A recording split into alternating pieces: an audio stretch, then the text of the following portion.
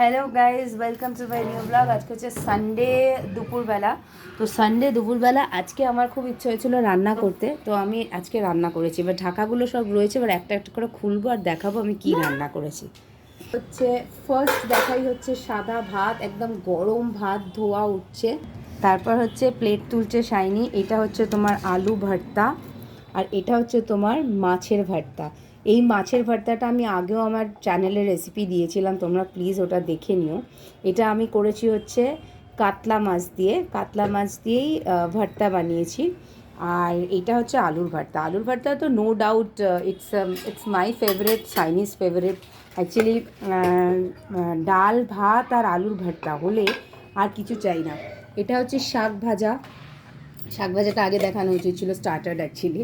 তো যাই হোক, শাক ভাজাটা দেখানো হয়নি। লাল শাক ভাজা, ওপর দিয়ে পোস্ত ছড়ানো। আর এটা হচ্ছে মুসুরির ডাল, একদম খুব ঘনও না আবার খুব পাতলাও না, এরকম একটা ডাল। আর তার সঙ্গে রয়েছে, শাইনি ওপেন ইট জলদি। এইটা দেখো, এটা হচ্ছে আমার আজকে স্পেশাল আইটেম, সেটা হচ্ছে কাতলা মাছের কালিয়া। একদম তোমার অনেক মশলা যায় এটাতে, জানো কালিয়া কিভাবে তৈরি করতে হয়। এটা হচ্ছে কাতলা মাছের কালিয়া। এই হচ্ছে আজকে আমার দুপুরের মেনু। এটাই আমরা এখন খাবো।